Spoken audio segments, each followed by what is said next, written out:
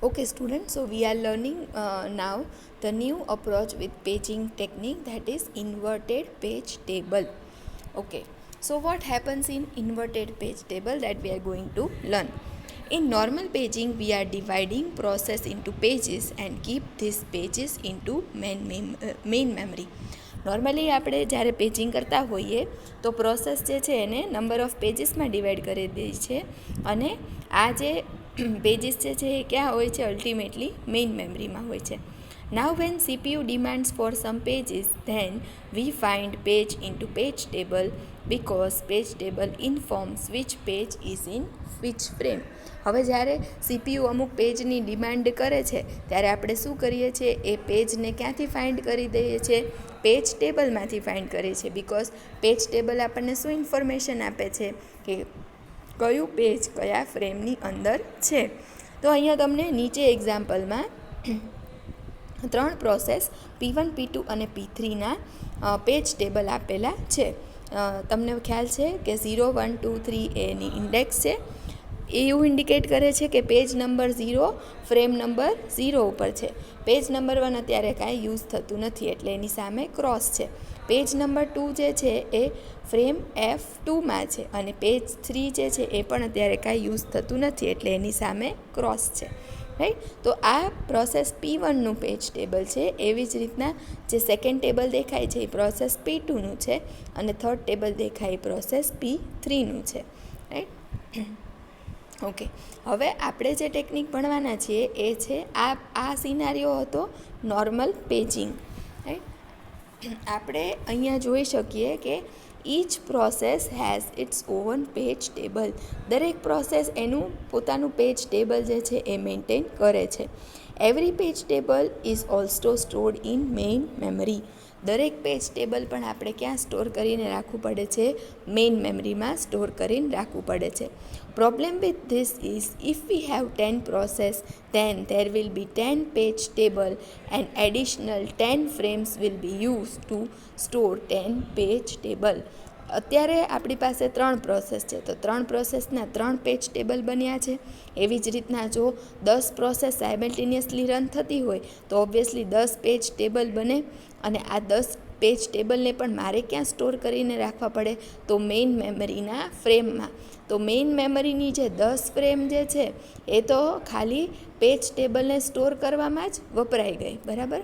Main memory is limited, so frame is limited. So instead of storing data, some frame are used to store page table data. હવે એવું કહેવાય છે કે તમારી જે main memory છે એની સાઇઝ તો લિમિટેડ છે, અને સાઇઝ લિમિટેડ હોય એટલે એની અંદરની જે ફ્રેમ છે એ પણ લિમિટેડ છે. તો આપણે એવું વિચારીએ કે આપણે આ જે લિમિટેડ ફ્રેમ છે એમાં ડેટા સ્ટોર ન કરવો જોઈએ. આપણે આવી રીતના 10 પેજ ટેબલના બ્લોક્સ જે છે એ અથવા ફ્રેમ્સ જે છે એ પેજ ટેબલને સ્ટોર કરવા કરતાં એની બદલે ત્યાં કોઈક ઇમ્પોર્ટન્ટ ડેટા જો સ્ટોર કરાવી શકીએ તો આપણું જે ઓપરેશન જે છે એ સ્મૂથલી ચાલી શકે અને મેમરી પણ વેસ્ટ થાય નહીં. આ જે પ્રોબ્લેમ હતો કે 10 પેજને મેઇન મેમરીમાં સ્ટોર ન કરાવીએ અને બીજો કંઈક અપ્રોચ લાવીએ, એ બીજો કંઈક અપ્રોચ જે છે એને કહેવાય છે inverted page table. Right. So here as it is specified, instead of keeping all the page table for all process there will be only one page table that will be global and maintained by OS. હવે આપણે એક global table બનાવશું કે જે બધા જ page ટેબલનો record રાખશે, અને આ ગ્લોબલ ટેબલને કોણ મેન્ટેન કરશે, ઓપરેટિંગ સિસ્ટમ. બરાબર. તો અહીંયા જે તમને આ ટેબલ દેખાય છે જેમાં છે ફ્રેમ નંબર, પેજ નંબર અને પ્રોસેસ આઈડી. આ એક્ઝામ્પલ છે ઇન્વર્ટેડ પેજ ટેબલનું. બરાબર. અહીંયા તમે જોઈ શકો કે જે ઇન્ડેક્સ ચાલુ થાય છે એ કોનાથી ચાલુ થાય છે, ફ્રેમ નંબરથી. રાઈટ. હવે નોર્મલ પેજ ટેબલ હોય તો હંમેશા ઇન્ડેક્સ કોનાથી સ્ટાર્ટ થાય, પેજ નંબરથી, અને અહીંયા આપણે કોનાથી સ્ટાર્ટ કરી દઈએ છીએ, ફ્રેમ નંબરથી. તો આ એક વસ્તુ શું થઈ ગઈ, ઇન્વર્ટ થઈ ગઈ. Here in inverted page table, index is frame number and inside we have page number. અહીંયા તમે જોઈ શકો કે વસ્તુ ઊંધી થઈ ગઈ. ઊંધી કેમ થઈ ગઈ?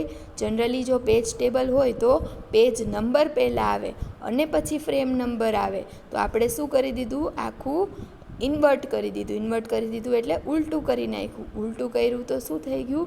ફ્રેમ નંબર પહેલાં આવી ગઈ અને પેજ નંબર અંદર જતું રહ્યું. એટલે આ જે મેથડ છે એને શું કહેવાય છે? Inverted page table. જે પેજ ટેબલ હતું એને આપણે આખું ઇન્વર્ટ કરી નાખ્યું.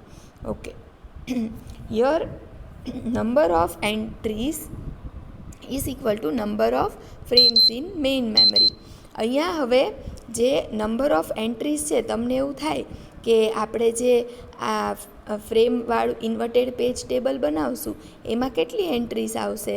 તો એનો આન્સર છે તમારા મેઇન મેમરીમાં જેટલી પણ ફ્રેમ્સ બનેલી છે એ બધા જ ફ્રેમની એન્ટ્રી અહીંયા આવશે. બરાબર? Okay, for example, if main memory has 1024 frames then table will contain 1024 entries.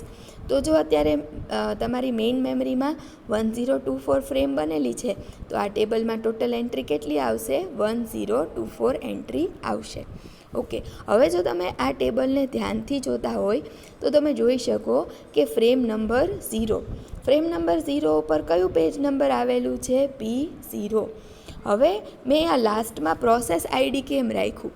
Question એ થાય કે જનરલી આપણે ફ્રેમ નંબર અને પેજ નંબર અને ડિસ્પ્લેસમેન્ટની વાત કરતા હતા, તો અહીંયા થર્ડ કોલમ પ્રોસેસ આઈડી કેમ વચમાં આવી ગઈ?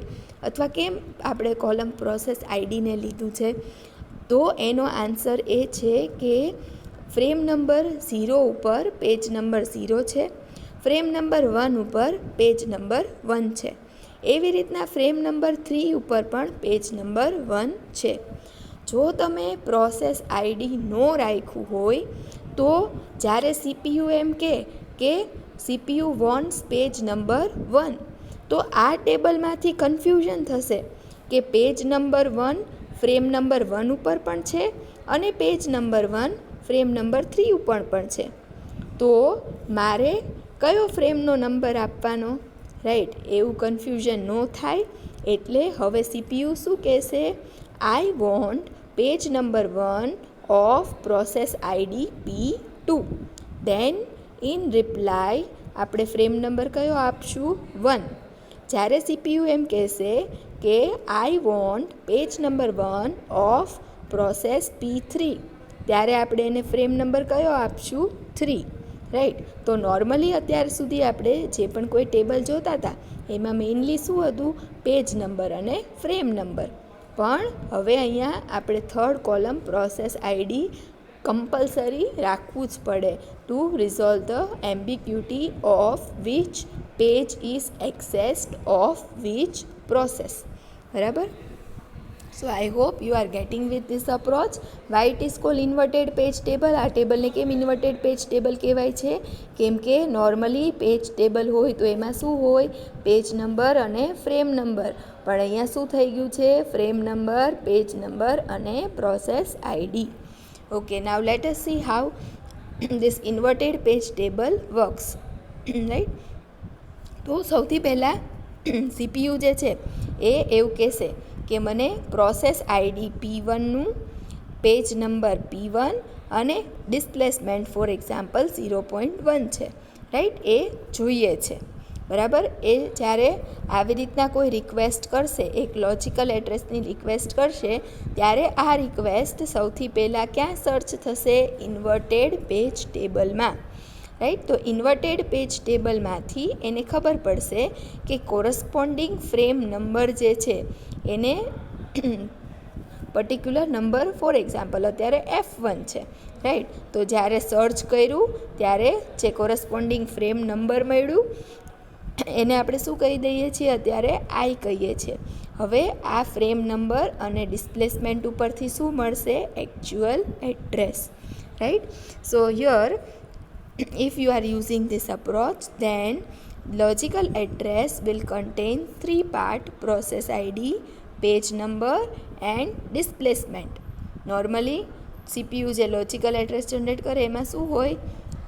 પેજ નંબર એન્ડ ડિસ્પ્લેસમેન્ટ, પણ હવે process ID, page number and displacement.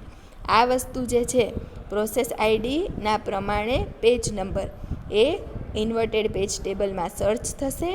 એની જે વેલ્યુ મળી, એટલે કે જે ફ્રેમ મળી એ ફ્રેમને આપણે કહી દઈએ છીએ આઈ.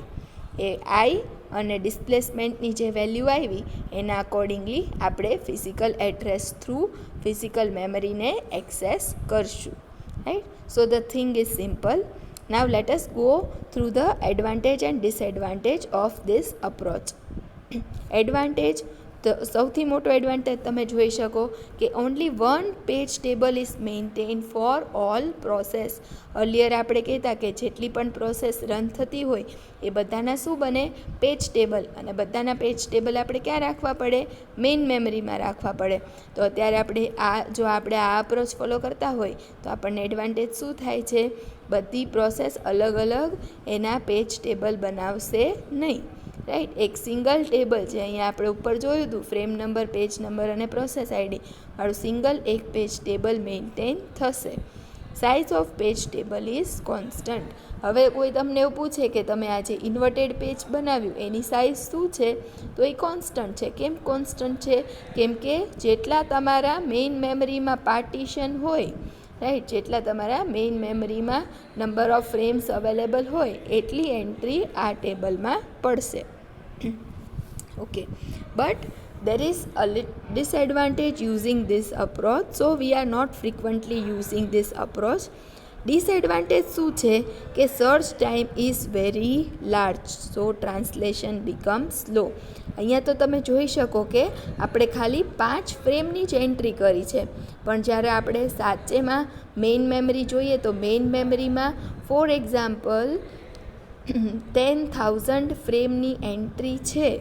અને જો મારે કોઈ એક પ્રોસેસની ફ્રેમ નંબર ફાઇન્ડ કરવો છે તો એ સર્ચ કરવાનું સ્ટાર્ટ થશે. તમે ડેટા સ્ટ્રક્ચરમાં લિનિયર સર્ચ ભણ્યા છો, તો લિનિયર સર્ચ એટલે એક પછી એક ચેક કરવા જશે. એટલે પહેલાં જોશે page number 0 off process P1 આ જોઈએ છે, નો. પછી ચેક કરશે page number 1 of process ID P2 આ જોઈએ છે, ઓકે, ના. અલ્ટિમેટલી જ્યારે તમે આવી રીતના એક પછી એક રેકોર્ડ સર્ચ કરતા જાઓ તો ઓબ્વિયસલી સર્ચિંગ ટાઈમ શું થઈ જાય, વધારે થાય. As searching time is large, we are not using inverted page table concept frequently.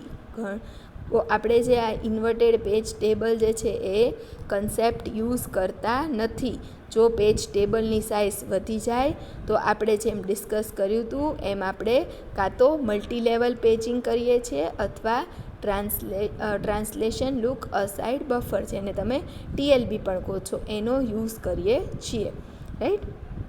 Okay, so search time is very large and so translation becomes slow.